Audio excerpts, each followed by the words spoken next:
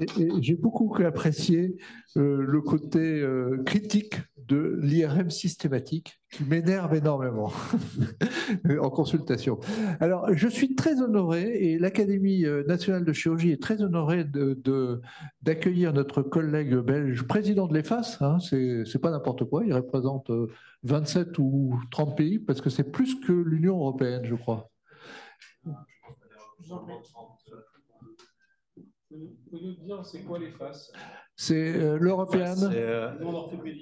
C'est le European Foot and Ankle Society et en effet c'est une association savante de tous les groupements savants nationaux de pieds et chevilles, plus pour le moment 5 associations globales. Ça veut dire qu'il y a l'Égypte, l'Algérie, Malaisie qui sont adhérés aussi au groupe savant de pieds et chevilles. Donc c'est un groupe très très important et nous sommes honorés de vous accueillir ici. Et je vais vous poser une question. À quand la réunion commune de l'Académie royale de chirurgie belge et de l'Académie nationale de chirurgie française? Pardon? Non. Quand est-ce qu'on va faire une réunion commune de nos deux académies? Il suffit de demander, je pense que j'étais très intéressé et honoré d'être invité. Est-ce que vous êtes membre de l'Académie royale? Je suis membre, oui. Ah bah alors, écoutez, la demande est faite. La demande est faite. Est-ce que vous me donnerez les coordonnées? Parce que ça aurait un certain panache. Ce serait une bonne idée. Donc, nous sommes très honorés d'accueillir le docteur Chris Butts sur le cone beam orthopédique dans la planification chirurgicale sur mesure. Chers confrères, merci de m'inviter. Merci François aussi. J'espère que vous avez accepté que je parle français. Ce n'est pas ma langue maternelle. Excusez-moi que je fais plein d'erreurs. C'est probablement pas grave. Ça n'avance pas. Ah, ici. Okay. Vous savez, mes conflits d'intérêts. En effet, j'espère de vous montrer qu'est-ce qui fait en charge et qu'est-ce qui fait la différence dans les pratiques qu'on utilise. Le pied-cheville est toujours en charge, c'est toujours entre valence entre propulsion et charge, et c'est important de savoir. Et en effet, le mot-clé, c'est le talus. Le talus est quelque chose qui est bien caché dans les radiographies standards, mais c'est quelque part l'os qui soutient, qui fait la clé entre le pied et la jambe, et en effet, elle n'a pas d'attachement anatomique, elle n'a pas d'attachement de tendineuse, elle est juste stabilisée par la structure ligamentaire et par l'anatomie, la congruence anatomique. D'où quand il y a des problèmes, nous, on rencontre aussi des problèmes. Par exemple, ici, c'était un arthrodèse qui était fait en varus avec un cal vicieux qui engendre tout de suite une arthrose de la soutalienne qui est mauvais pour le patient. Comment nous, on a essayé de valider le cone beam pour le travail que je fais en réaxation des déformations de pied et de cheville. C'est vrai, on a télé regardé des clichés de standard d'alignement et le comparer avec les clichés 3D qu'on a sur le cone beam. On a quand même pu voir que ça a un autre effet. En effet, on pense toujours que l'axe de la jambe a 5 degrés de valgus, mais effectivement, quand on voit le cone beam et on va voir spécifiquement le point de charge du pied, qui est le point le plus bas du calcané, qui est le voxal le plus dense sur le cone beam CT scan, on voit que la jambe n'arrive pas à faire 5 degrés de valgus, mais nous, comme êtres humains, on aime bien être bien droit et pas le 5 degrés de valgus. À partir de ça, nous allons aller voir si les mesures qu'on fait sur la radio de standard, est-ce qu'il y a une moyen de l'exporter sur le cone beam, et on a bien vu que le cone beam imite meilleur tous les mesurements qu'on fait et sur le plan clinique que le non-wide CT scan, parce que c'est justement une charge physiologique et tous les axes et toutes les structures qu'on mesure, en effet, ils sont plus précis et on voit beaucoup plus d'informations en charge comme des diminutions articulaires, les ostéoarthroses, mais aussi les impingements, ça veut dire que là où les os se touchent et quand on voit sur la radio en charge, on ne le voit pas. Pour comprendre aussi le travail qu'on fait pour essayer de désaxer ou d'axer une déformation, il faut savoir aussi un peu la stabilité qui était également importante, et le talus fait partie du coxapédis. Le coxapédis, c'est deux articulations, en effet, qui fait en sorte que le talus peut bien se balancer entre la réaction de force du sol et le poids de jambe. Et en effet, ça règle le mouvement entre l'arrière-pied et le médio-pied. En effet, c'est de nouveau les clés, la morphologie de la facette postérieure. On n'arrive pas à bien voir sur la radiographie, mais il y a quand même 80% de la facette postérieure qui sont arrondies et qui sont un protecteur au niveau des déformations arthrosiques du pied. Quand, par exemple, en 12%, la facette est plate et que ce n'est pas visible sur la radiographie standard, mais sur un cône oui, on sait que ça a un risque d'inclinaison talaire et une aggravation d'ostéoarthrose. Aussi, l'importance de la talonaviculaire, la deuxième partie de la coxapédie, c'est important. En effet, dans le pied en varus, le talonaviculaire règle la rotation de l'avant-pied pour créer le pied plantigrade au sol, c'est une rotation au sol. En varus, en effet, on voit que la talonaviculaire est bloquée en interne, en inversion, et en pied plat, par exemple, c'est l'inverse, c'est le talus qui ne va pas être couvert par la naviculaire. C'est important de comprendre parce que si on fait une chirurgie d'axation, il faut comprendre tous ces effets qui jouent entre la balance et l'axation du pied. En effet, si on fait une ostéotomie supramalléolaire, elle est plus efficace autant que la soutalienne est souple. Par contre, une ostéotomie inframalléolaire sera plus efficace quand le soutalienne est rigide. En effet, c'est ça le jeu du talus. Le talus est vraiment coincé dans la maestrie malléolaire et elle doit être stable. Et tout le but qu'on doit faire, c'est de faire trouver une balance juste pour le talus pour aider notre patient. Une instabilité, on sait, c'est un exemple, une instabilité peut engrainer une translation antérieure du talus avec une rotation interne et ça va aggraver quand la lésion devient chronique. Et quand on va à radiographie classique, ici, on a l'impression qu'on voit le varus avec l'ostéoarthrose et que le talus est en protrusion antérieure. Mais en effet, l'étude qu'on a faite montre que ce n'est pas vrai du tout. En effet, c'est une rotation interne qui fait antérioriser le talus. Et quand on voit les ostéophytes qui se forment, on voit sur le fibula, on voit les ostéophytes de traction qui se forment, et ça fait ces ostéophytes qui poussent le talus et qui poussent et qui fait une rotation interne et qui fait en deuxième instance une antériorisation du talus. Et ce n'est pas juste une antériorisation. En plus, c'est un geste opératoire important à voir. Ça veut dire qu'il faut comprendre ça et bien faire de voir ça parce que tout geste de ostéotomie pour redresser ne vaut rien si on n'arrive pas à dénuder tout le fibula au nettoyage de l'articulation pour être capable de réduire le talus dans le martaïs pour avoir une bonne fonction par après, une bonne stabilité du talus par après. En effet, quand je suis devant une ostéoarthrose importante en déformation, moi, je préfère d'avoir une chirurgie conservatrice, d'essayer de garder le plus longtemps possible l'articulation du patient. Et quand je n'arrive pas à le faire, je vais placer une prothèse de cheville. Pour tous les deux, j'ai besoin d'une planification visuelle et des guides de coupe sur mesure pour avoir une axation correcte du pied et un bon fonctionnement du patient par après. Un exemple d'un patient de 27 ans avec une calvitie importante, mais à cet âge-là, 27 ans, faire une panarthrodèse est quand même très invalidant pour le patient. Le fait de réaligner le patient et sauvegarder son articulation dans les deux plans, je vois bien qu'il y a un varus, mais aussi un récurvatum du pied et au l'anticurvatum, le fait de faire une ostéotomie planifié sur le cône BIM, être capable de faire un alignement en plusieurs dimensions du pied. Le Penny nous a dit ne pas planifier, c'est planifier pour échouer. Et l'objectif, justement, pour tout ce qu'on fait d'axation du pied, c'est de décharger la zone pathologique du pied et de stabiliser le talus dans le mortaïs pour essayer de restaurer la biochimique articulaire et ralentir le processus dégénératif et en soi garder l'articulation du patient et sa fonction plutôt le plus longtemps possible. Qu'est-ce qui est le problème? Normalement, combien il faut le corriger, c'est toujours un peu difficile à savoir. Et la procédure chirurgicale, c'est toujours des procédures difficiles. Les calculs sont faits mathématiques sur des images en charge en 2D et l'ostéotomie est souvent faite en freehand sans guide de coupe ou sans autre moyen. Mais on sait que la radiographie classique est influencé par la position du patient, est aussi influencé par les techniques de prise de radiographie et on va toujours essayer de projeter une déformation en 3D, en 2D qui est probablement pas correcte et en plein de chevauchements articulaires qui débrouillent un peu notre vision. Alors c'est pour ça qu'on a publié, on a essayé de trouver un moyen de le faire. On va passer par une planification virtuelle, faire une ostéotomie virtuelle, passer par des créations des guides de couple et par après, parce qu'on fait une planification, on a des guides de couple, passer en chirurgie. Et ça, c'est le but un peu. On connaît tous les mesures qu'on fait sur les images 2D. On voyait bien que les axes qu'on fait correspondent un peu avec la charge que le sol fait, mais aussi le poids fait sur le talus. On a essayé de le faire incorporer.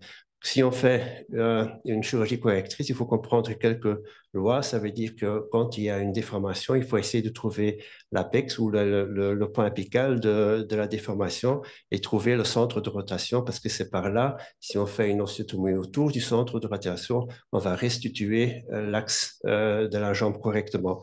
Le plus loin qu'on va essayer d'être, plus loin on va mettre notre ostéotomie de ce centre de rotation, le plus on va avoir des déformations secondaires comme des translations au niveau de la jambe. C'est pour ça qu'on a développé de nouveau à notre base, on a développé un pied virtuel, des pieds corrects. On va de nouveau trouver le point le plus bas et le plus dense sur le scanner en charge sur le calcané. À partir de là, on va développer 3 plans. On a un plan axial, sagittal et frontal. À partir de ce plan-là, on va essayer de trouver tous nos axes qu'on a besoin pour mesurer les déformations et aussi tous les angles qu'on a besoin de corriger la déformation qu'on a. À partir de là, on trouve de nouveau le cora, alors le centre d'où on veut tourner notre jambe pour essayer d'avoir une correction et on va faire notre planification. Et le but, c'est de restaurer la radioanatomie correcte de la cheville et du pied pour arriver à une position correcte pour le patient et une fonction correcte. Je reprends de nouveau le premier cas avec le cas vicieux dans l'arthrodèse de cheville. Il suffit, pour sauver l'articulation, de mesurer combien il y avait de désaxation et on a fait une ostéotomie sur mesure pour réaxer la cheville et en effet, on a pu sauvegarder la sutalienne sans faire une panarthrodèse. L'avantage, c'est qu'on fait une visualisation en 3D, ça veut dire qu'on va planifier, on a dans notre tête une virtualisation de l'ostéotomie qu'on veut faire, on va déterminer correctement le niveau d'ostéotomie, on fait une ostéotomie virtuelle, ça veut dire qu'on a moins de problèmes post-opératoires et on peut prédire le résultat. Et ce qu'on fait aussi, on va imprimer aussi le pied corrigé, comme ça on a aussi dans nos mains une visualisation de résultats qu'on veut obtenir. L'avantage après, c'est qu'on va faire des guides de coupe qu'on va incorporer dans la chirurgie. Et ça veut dire qu'on peut exactement placer l'ostéotomie au niveau qu'on a planifié virtuellement. On peut avoir l'ostéotomie prédite, la chirurgie est plus rapide et on a aussi besoin de moins d'exposition à radiographie intraopératoire. Et c'est pour ça aussi, je pense que la irradiation, je sais que l'irradiation de pied n'est pas souvent, mais on voit quand même notre patient tout le temps en radiographie, et tout le temps en scanner, et aussi pendant l'opération, il y a aussi une irradiation du patient. Je pense que le plus bas qu'on peut obtenir la radiation pour le patient, le mieux, c'est déontologiquement aussi. Alors, c'est le premier cas qu'on a fait, et on voit les guides de coupe qui sont assez rudimentaires à ce moment-là. Mais on l'a fait, on a obtenu, vous voyez, le préopératoire, le guide de coupe et le modèle virtuel. Et c'est parfait traduitement dans la chirurgie avec un adressement correctement du pied. Vous voyez quand même des gestes associés. Est-ce que c'est nécessaire de faire des gestes associés? Bien sûr, parce qu'on a bien pu prouver aussi sur des études en combine que la correction qu'on peut faire sur un ostéotomie supramalléolaire est bien supérieure au niveau de tibiotalienne que la soutalienne. Et souvent, il faut essayer de balancer le talus à faire des axes associés pour balancer le talus dans sa mortaise. Aussi, quand on va avoir des déformations plus importantes, comme celui-là, on voit quand même que c'est difficile à faire une ostéotomie de rétrécissement. Et si on reste sur les calculs normal, c'est difficile de le faire parce qu'en effet, on est à la limite de toutes les ostéotomies qu'on connaît. Quand on fait le déplacer plus, il n'y a plus de contact osseux pour la guérison. Et si on va tourner de trop, il y a trop de déformations secondaires à cause de la translation. Et en effet, avec les modèles qu'on a, on peut calculer un peu des ostéotomies un peu plus exotiques pour essayer de jouer avec les différentes règles de l'ostéotomie pour avoir centralisation, une ostéotomie correcte pour essayer de horizontaliser et corriger cette articulation. C'est une chirurgie complexe, mais le fait qu'on a le PSI et le planning, ça devient un peu plus complexe. C'est des images intraopératoires et en effet, c'est l'image post-opératoire. On a pu bien contrôler l'arthrodèse quand on voit l'image clinique, l'image de gauche et le préopératoire et le post-opératoire, on a pu quand même mettre le pied plutôt plantigrade au pied au sol. C'est pas parfait, mais quand même, c'est une belle réussite. Aussi, dans les pieds neurologiques, on a un peu le même problème. Un polyémite de 19 ans, on voit plein de déformations dans le pied qui sont fixées.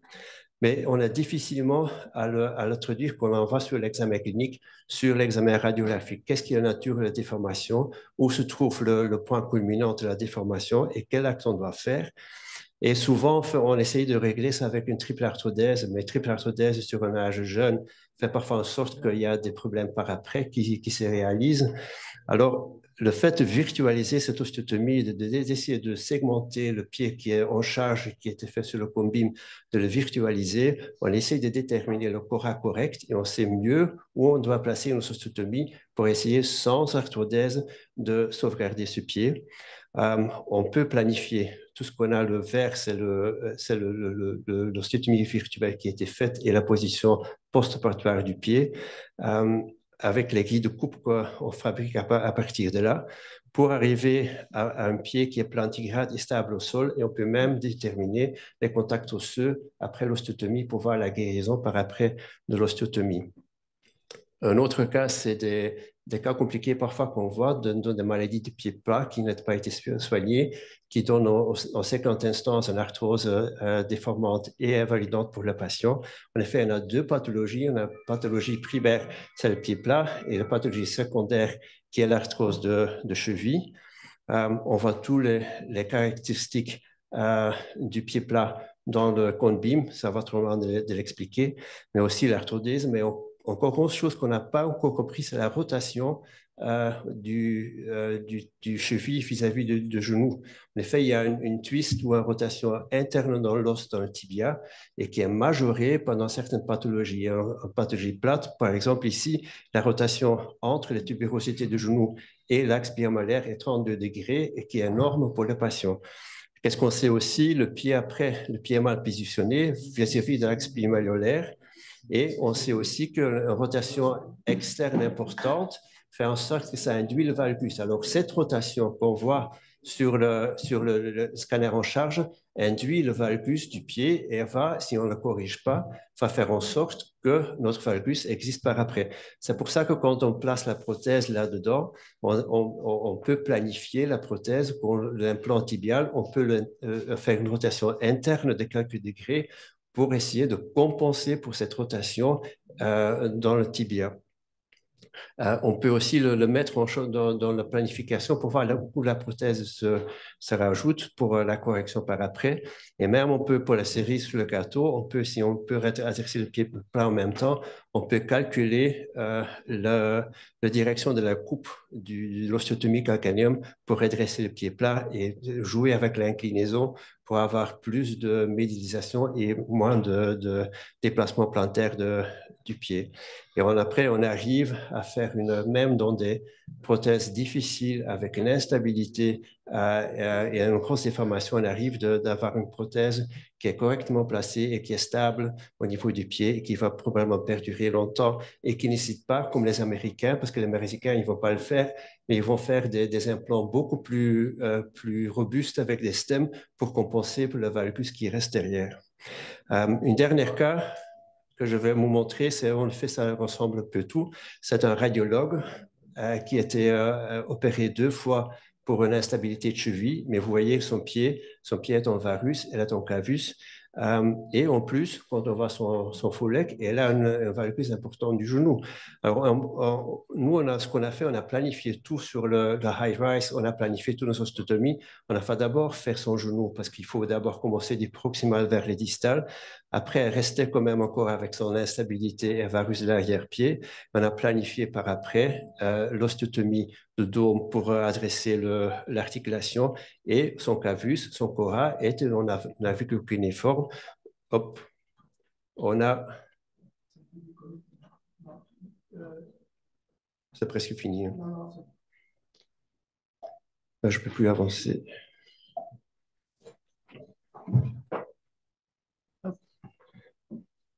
Pour adresser le clavus, dans la naviculaire, on a fait planifié une tarsectomie partielle pour essayer de réduire le clavus du pied pour avoir un pied qui est tout à fait aligné et bien plat par terre.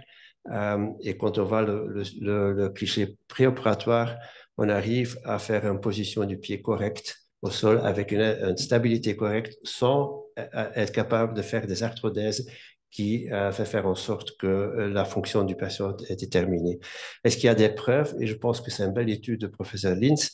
Le Bette-Wolf, que les orthopédistes nous connaissent tous, cette étude a prouvé qu'en tant qu'on laisse le pied désaxé sur le scanner en charge, je peux voir que la loi de Wolf réagit sur la densité osseuse au niveau du pied. Alors, c'est une preuve pour moi que quand on veut avoir un axe correct, aussi, ça prouve que l'os va se stabiliser au niveau de densité osseuse. Alors, en conclusion, le weight bearing CT scan, pour moi, ça va corriger pour des erreurs rotatoires qu'on a quand on va voir les images. Ça fait aussi une correction pour les changements articulaires qu'on a sur la radiographie. Et on a la relation entre différentes articulations en position physiologique en charge. On peut, avec les logiciels maintenant, on peut virtualiser le travail et les osteotomies qu'on peut faire et on peut le traduire en guide de coupe qui facilite notre chirurgie et aussi réduit le dose radiographique contre nos patients. Et aussi, ça donne une prédiction des actes chirurgicaux associés nécessaires pour essayer de stabiliser les articulations au niveau des membres inférieurs. C'est un critère diagnostique, mais c'est aussi une planification préopératoire. Il y a des valeurs prédictives, mais pour moi, c'est le plus important qu'on peut centraliser le talus et balancer le talus au niveau de la jambe, qui est le point clé pour la stabilité de la jambe. Le futur, peut-être, c'est le weight bearing CT de la jambe complète, avec des mesures d'alignement automatique et incorporées dans des logiciels de planification. Je vous remercie pour votre attention. C'est une magnifique présentation, très démonstrative, avec vraiment des résultats remarquables. On progresse dans notre réflexion commune cet après-midi sur, je dirais, la valorisation donc, de cet instrument du cone beam, parce que on revoit, ça avait déjà été évoqué, tout le travail intellectuel qu'il y a, c'est-à-dire la préparation, ce que vous appelez la planification, ce qui est vrai dans d'autres domaines, on peut planifier comme ça sur des logiciels 3D, comme on a pu le voir. Et ça, peut-être François Richard le confirmera, mais il y a la possibilité, en tout cas, on envisage d'intégrer ça dans l'acte opératoire, pratiquement, puisque on fait probablement plus rapidement, plus précisément et avec de meilleurs résultats par un travail intellectuel. Alors juste ma question, combien de temps ça prend quand vous avez, en particulier le dernier cas qui était vraiment très démonstratif, où comme vous disiez, vous partiez du près pour aller vers le loin, où il fallait tout programmer, ça prend combien de temps? Ça, c'est un travail multidisciplinaire. Je veux dire que là, je vais aussi parler avec mes chirurgiens de genoux qui vont s'occuper du genou. Ouais. Et on attend 6 mois entre les deux chirurgies pour le faire. Et pour le pied même, pour moi, je me prends 2 mois pour planifier les cas pareils, pour avoir tout prêt, les calculs, les guides. 2 mois, vous avez dit? 2 mois, oui. Oui, non, mais je parle 2 mois de préparation. De préparation, mais la planification, le moment de planification, où à partir d'images données, instantanément, vous allez faire vos calculs et prendre vos décisions avant de les transposer en salle opératoire. Avec les logiciels qu'on a maintenant, c'est quasi instantané, quoi. J'ai une bonne idée ou une planification dans quoi, 10 minutes. D'accord. Donc Mais par contre, après, pour fabriquer les guides, ça prend du temps. Pardon? Pour fabriquer les guides de couple, Oui. tout ça, ça prend du moins. Oui, François, tu as Le problème que ça pose, c'est que dans les critères qui permettent d'apprécier la quantité du travail opératoire fait par un chirurgien, quelle que soit la spécialité, il y a la durée de l'intervention, ça c'est le truc classique, et puis il y a le stress, l'effort mental et la compétence technique. Actuellement, l'évolution des choses fait que de plus en plus, il y a de moins en moins de stress, dans la mesure où dans toutes nos spécialités, on a des techniques qui sont beaucoup moins agressives qu'elles étaient avant, et donc ça diminue le stress opératoire puisqu'on est beaucoup plus sûr. Par contre, toute la partie compétences techniques, elle devient de plus en plus importante. Parce qu'avant, quand on faisait sur une radio de face et de profil, on tirait 3 traits, puis on disait on va couper là, puis on coupe là. Il y avait le stress de se planter dans la coupe complètement, et à ce moment-là, on ne pouvait plus rien faire. Et tandis que maintenant, on n'a plus ce stress-là. Par contre, il y a le fait d'intégrer toutes les techniques. Et donc, la difficulté, elle est que c'est vrai que le temps de planification, il est sûr qu'un chirurgien pulmonaire qui s'entraîne pendant 1h30 à faire la pneumonectomie la veille de l'opération, il y a un temps préopératoire qui est utilisé pour s'entraîner, mais que les choses qui sont basées sur l'intelligence artificielle vont être de plus en plus rapides et que le temps sera court. Mais par contre, la compétence du chirurgien, il va falloir qu'elle soit plus élevée. Bon, l'effort mental, c'est différent. L'effort mental, c'est le risque lié à l'opération ou à la maladie. Donc ça, c'est indépendant. Donc, ce qui fait que la quantification du travail dans les choses très complexes comme ça, bon, ce qu'on peut dire, c'est plus difficile que de mettre une prothèse de hanche standard. C'est évident. Donc, ça peut se comparer comme ça. Mais ça devient de plus en plus difficile de quantifier les choses. Mais c'est vrai que d'autre part, je pense que, là je suis absolument d'accord avec vous, que le 3D transforme quand même les choses, et même si c'est exactement comme les urologues quand ils disaient on ressèque aussi bien avec la lumière froide, et les anciens réceptacles que maintenant, oui, on peut aussi le faire, mais c'est quand même plus facile de le faire maintenant. Et donc, c'est pas parce qu'il y a encore des gens qui veulent à tout prix faire les trucs anciens qu'il faut pas non plus changer. Donc, on est obligé de bouger quand même. Oui, alors cette planification opératoire, elle est préopératoire, elle est magnifique et elle permet d'aboutir à la création de guides de coupe personnalisés pour effectuer une intervention beaucoup plus précise. C'était possible avec le scanner 3D, je pense que c'est encore de meilleure qualité avec le Conbeam. Alors ma question, elle est, jusqu'à maintenant, vous avez parlé du Conbeam au niveau du pied, au niveau de la cheville. Est-ce qu'il existe des études un petit peu identiques au niveau du genou? Quelles sont les applications du Conbeam au niveau du genou, à la fois pour ne pas avoir besoin de clichés standards, de radiographies standards qui actuellement sont indispensables, et également pour pouvoir planifier des ostéotomies qui sont nombreuses au niveau du genou? L'ostéotomie de genou que vous avez vue est planifiée sur un Conbeam CT scan, ce que j'ai montré. Mon collègue, en effet, il travaille aussi en Belgique. Il y a un Conbeam scan qui va jusqu'aux hanches, et le protocole des PSI est validé par différentes compagnies sur le genou et sur la hanche. Aussi, pour les prothèses du genou, il y a une boîte maintenant qui accorde la planification sur le Conbeam CT scan. Maintenant, c'est très nouveau. Je pense, François, En fait, c'est tout à fait ce que tu disais. En fait, avec le Conbeam, on a pris le problème un peu à l'envers, c'est-à-dire que comme dans le pied, il y a 28 os, le côté 3D en charge, tout de suite, on a dit « Ah, c'est génial, c'est pour nous ». Les chirurgiens du pied se sont emparés de ça. Donc, en fait, on repart du pied pour remonter vers la tête. Et puis aussi, on a tout de suite vu les outils qui nous a montré de planification. On a tout de suite entrevu ce que ça pourrait faire. Passer complètement à côté de la pertinence des soins dont nous a parlé Marie-Aude, où en fait, c'est surtout en traumatologie, en screening, en première intention, pour remplacer la radio standard qui doit être. Donc là aussi, on fait la boucle un petit peu à l'envers, mais vous allez voir qu'on va y arriver en fait. Voilà, vous êtes parti finalement du Conbeam au niveau de la mâchoire pour ensuite aller au pied. Alors, est-ce que vous allez pouvoir bientôt nous faire un exposé sur le cone-beam au niveau du genou? Ça m'intéresserait. Si, on a fait, ça va, à mon avis, ce qu'on est en train de voir maintenant, c'est que, en effet, qu'est-ce qui bloque au niveau du genou? C'est le robot. Puisque toutes les prothèses de genoux sont placées où, soi-disant, le fait c'est par un robot qui fait que le placement est mieux fait. Par contre, nous, on sait en cheville que le robot va jamais être aussi précis que le PSI, justement parce qu'on a le scanner en charge. Et moi, je suis convaincu, il y a déjà des firmes qui sont en train de chercher qu'ils vont repasser par le PSI sur le cone-beam. Et dès que les firmes ont compris que l'argent est plutôt, parce que l'argent est chez les prothèses, et ils vont voir que le cone-beam est supérieur, ben, là, on va voir la révolution qui va se mettre. Et en plus, ce qu'on ne comprend pas, c'est la hanche aussi. La hanche, la prothèse de hanche, c'est un ball and socket. C'est plus facile, c'est plus forgiving, ou plus, mais en effet, ce n'est pas vrai, hein, parce que quand on induit aussi une fracture, quand on veut une antéversion qui est très importante, la prothèse va aussi se décaler. Alors là aussi, quand ils vont comprendre ça, que le cone-beam va montrer le offset au niveau de la prothèse, qu'on va avoir la révolution qui va se faire.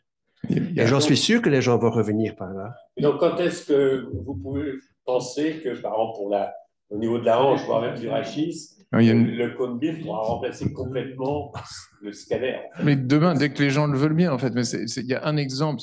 Il y a aussi une validation auprès des fabricants d'implants, parce que ça, c'est très compliqué de valider des nouvelles procédures. Stryker, par exemple, on parlait à valider les protocoles de planification des prothèses de cheville sur cone-beam. Ils sont en train de travailler pour valider les protocoles Mako sur cone-beam également. Il y a d'autres boîtes qui planchent dessus. Dès que c'est fait, Stryker va dire go, les autres boîtes vont dire go ou dans l'autre sens, et ça va se faire tout seul parce que c'est effectivement, mais c'est une évidence. Donc parce que le problème, comme on est dans une période temporaire, il est sûr que l'argument de dire ah bah oui, mais si on a besoin du scanner de toute façon aussi pour d'autres choses, c'est un bon argument qui se tient, mais s'il ne tient qu'un an ou 3 ans, et que dans 3 ans le problème est réglé et que tout pourra se faire par le cone-beam, il y a eu tout un tas d'autres exemples de pathologies où on a dit oui, mais on continuera toujours à faire. On a fait l'artériaux pendant 10 ans pour rien, on a fait ensuite les cavographies pendant 20 ans pour rien, on a fait ensuite les urétrographies rétroades pendant 25 ans pour rien, et puis petit à petit on les a abandonnées les unes derrière les autres. Donc ça s'accélère maintenant. Ça s'accélère, et je veux dire, je vais revenir, parce qu'on revient en fait à la même question, mais le truc c'est que c'est tout à fait vrai qu'on doit étudier les choses et les prouver, on est des scientifiques. C'est tout à fait vrai qu'il y a un coût et qu'il faut bien que quelqu'un, et les radiologues le supportent aussi, en priorité, et donc ils ont besoin de ces preuves, ils ont besoin de temps pour faire ça. Mais le problème, et ce que je déplore et ce qui me fait hurler, c'est que c'est pas pour ça que la situation est bloquée. En réalité, la situation elle est bloquée parce qu'on est dans une situation comparable à celle de l'avènement du GPS, où on a tous, dans cette salle, c'est sûr, dit au moins une fois, c'est quoi ce truc-là? J'en ai pas besoin, je sais lire une carte routière. Et c'est pour ça que les choses sont bloquées aujourd'hui. Parce que tout le monde est prêt à discuter pour trouver ensemble des solutions, pour trouver des modèles économiques qui fonctionnent pour les radiologues, pour trouver des solutions de cotation, etc.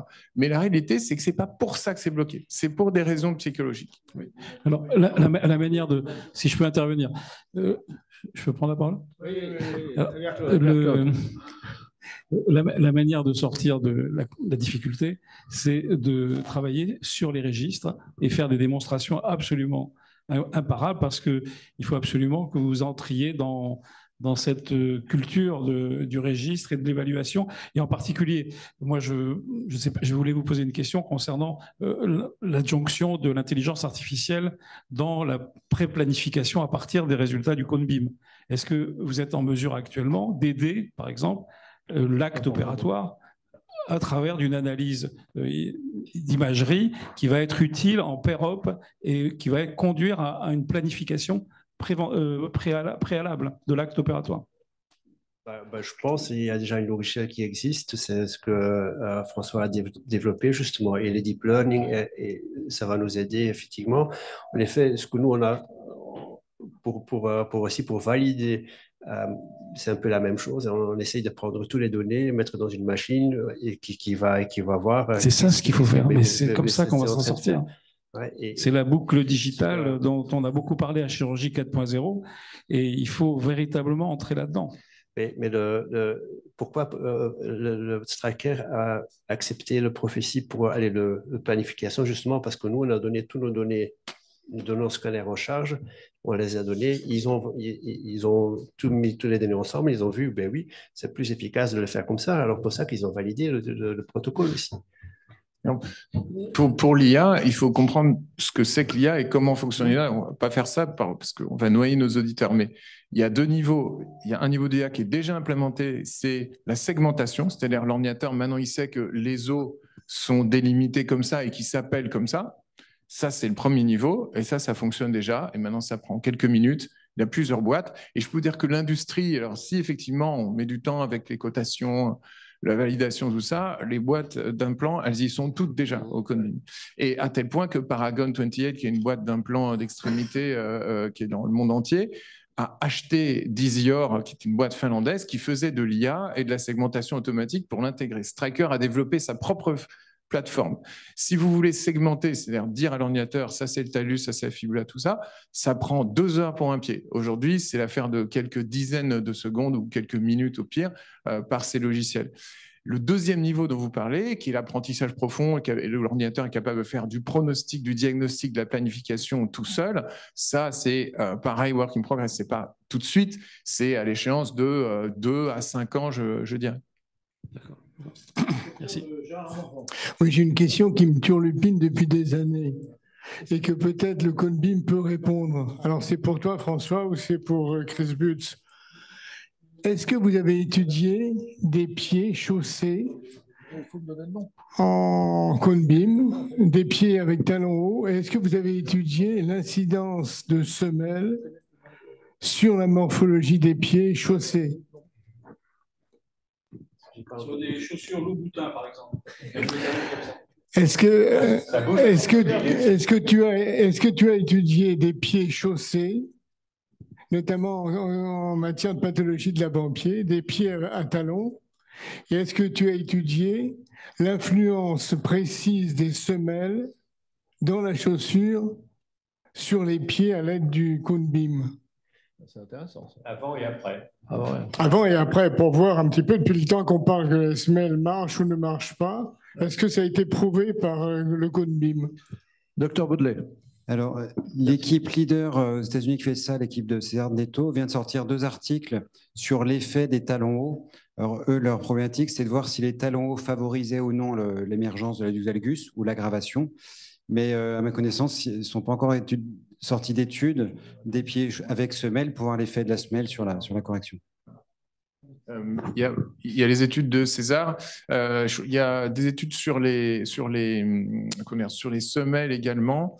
Après, nous, on a fait une étude aussi sur l'influence d'avoir une chaussure sur le bras de levier, le couple de torsion qui concerne le plan ligamentaire externe de la cheville et qui montre que quand on est chaussé, il est multiplié par 4 par rapport à non chaussé. Il y a effectivement il y a plein de gens qui effectivement qui ont brainstormé là-dessus. Il y a des choses à lire effectivement. Est-ce que juste une petite anecdote, est-ce que vous vous occupez, spécialiste du pied, de la Cinderella Surgery qui est en plein développement aux États-Unis justement pour permettre aux jeunes femmes de pouvoir mettre des escarpins Louboutin et qui sont faire des corrections d'axes et de réduction de métatarsiens, etc., pour pouvoir entrer correctement dans une chaussure. Non. Et il faut absolument, avec le Conbim, trouver exactement les... Monsieur le secrétaire perpétuel. Oui, je reviens sur l'analyse de François Richard, qui est d'ailleurs parfaitement juste, mais qui interroge sur le logiciel. On dit on prépare des opérations avec un logiciel. Et quand on va dans les salons de technologie, on a des stands entiers de logiciels. Mais en réalité, ces logiciels, ils ont tous un coût différent. Mais nous, les médecins, sommes absolument incapables de faire une différence sur le plan technique qui correspondent au prix. Et je pense que, par exemple, pour les radiologues, on leur dit, vous allez acheter ce logiciel-là, ou même dans la gestion d'un cabinet médical. On dit, prends ce logiciel, il est très bien. Et en réalité, nous n'avons, nous, médecins, aucune notion du rapport qualité-prix des logiciels que nous utilisons. On va l'avoir. Le marché aujourd'hui se situe autour entre 2 000 et 3 000 euros pour une licence sur une année complète pour avoir un logiciel qui fait la segmentation, qui vous donne dans la conclusion, je vous montrerai une image, qui vous donne un rapport de mesure automatique de tout ce que vous voulez. Ensuite, la International Weight Bearing City Society que j'ai présidée a mis au point un commando pour harmoniser toutes les mesures et toute la façon de faire les mesures en 3D en charge avec des universités dans le monde entier pour qu'on édicte des lois selon lesquelles on doit faire. Donc, on pourra éditer un nouveau logiciel, mais il faudra faire les mesures comme ça a été scientifiquement prouvé. Et autre chose. Une question de Monsieur Lomberger, du docteur Lomberger. La question est quel laboratoire fait les guides de coupe sur mesure, idem pour les logiciels de planification. Pour répondre, il y en a plusieurs. Mais il y a Strike, Paragon, Newclip, pratiquement tous les boîtes maintenant qui s'occupent du chirurgie de pied et de cheville ont quelque part un logiciel qui peut nous aider. Même des boîtes qui ne sont pas médicales comme Materialize, qui est basée en Belgique, il fait aussi des guides de coupe et c'est les chirurgiens. Il y a plein de maîtres, il y a plein virtualisation, c'est une boîte 3D aussi qui fait, il y a plusieurs qu'on peut demander d'aide. Un grand merci au Dr Butz et de sa contribution.